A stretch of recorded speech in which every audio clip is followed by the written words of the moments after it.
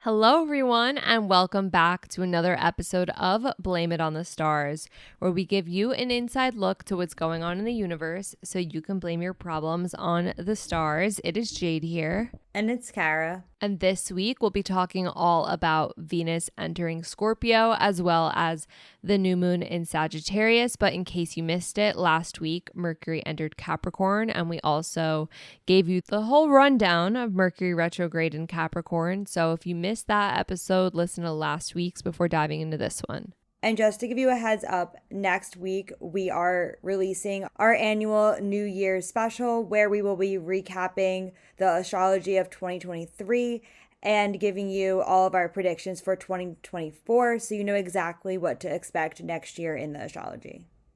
It's probably our fan favorite episode that we do every year, so you're definitely going to want to stick around for next week's episode.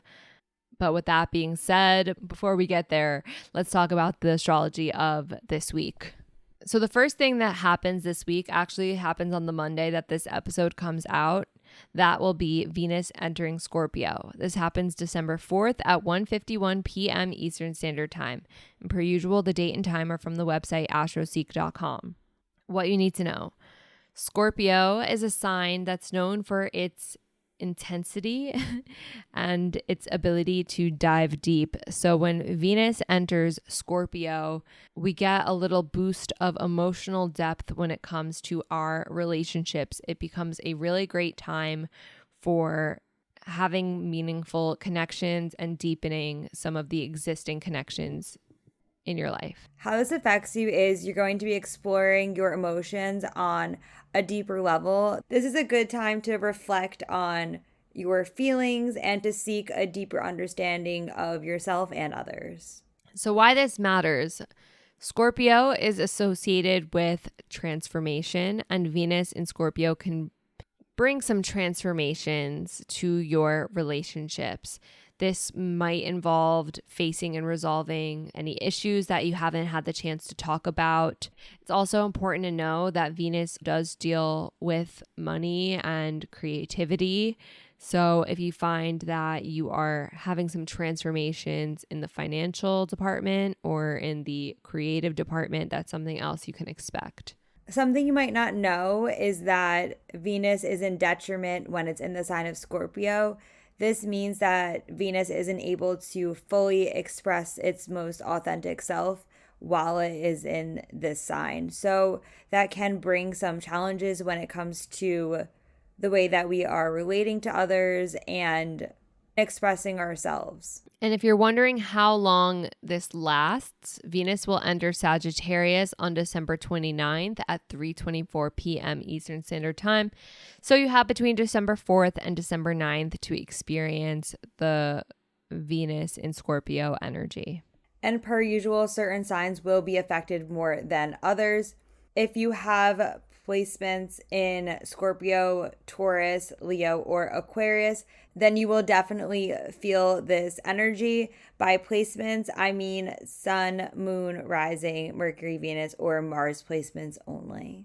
And if you're wondering which are the two signs that are the most likely to find love during this transit, that is going to be Taurus rising, since Venus will be in their 7th house of relationships, and Cancer rising, since Venus will be in the 5th house of romance, and that is rising sign only. Now, there are quite a few key dates you'll want to pay attention to while Venus is in Scorpio. The first one is December 5th. Venus will be trine Saturn. This aspect can often signify a need for stability. So if there's certain friends or people in your life that you feel like you can always count on and rely on, this is an excellent day to show your appreciation for those people. And then on December 9th, Venus will be opposite Jupiter. This can create some tension between Jupiter's expansive and optimistic nature with Venus's need for balance and moderation. So on this day, it's really important that you find some middle ground between doing things that you enjoy and taking care of your responsibilities. And then on December 21st, Venus will be opposite Uranus. This can bring some unexpected changes or shifts when it comes to our creativity, our finances, and our relationships.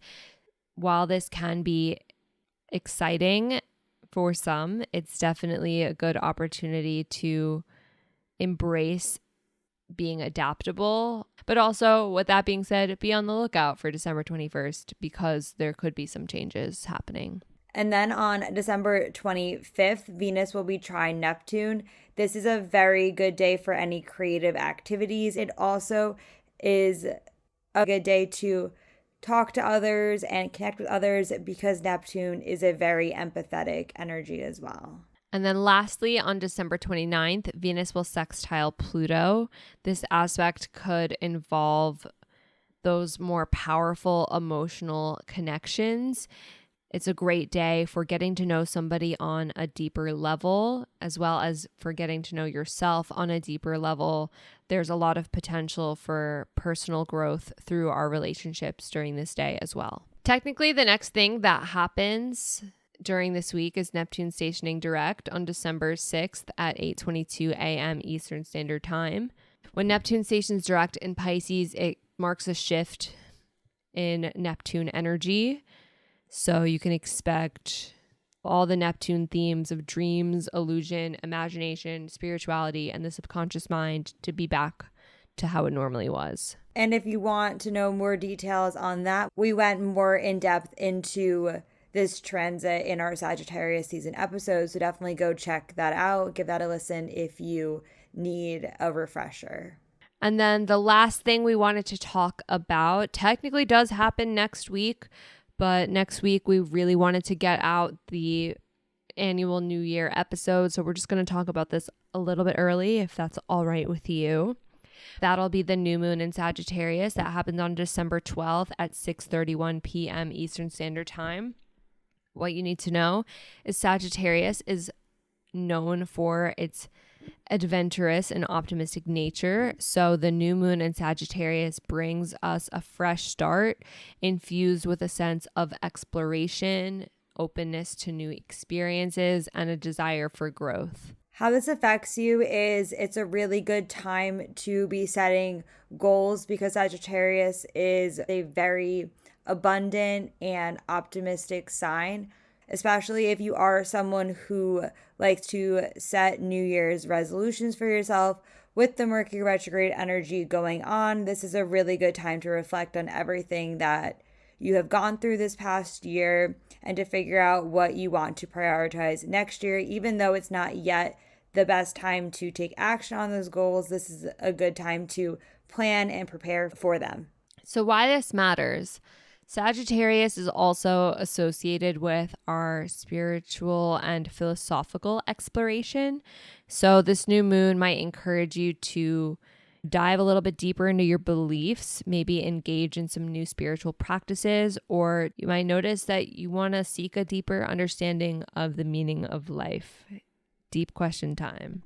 Something you might not know is that the new moon in Sagittarius is a really good time for setting educational goals for yourself, whether that is to go back to school or take an online course. This would be a really good time to do it. And if you are someone who is looking to travel, this is a good time to make a bucket list or start planning any trips or adventures that you would like to go on in the future.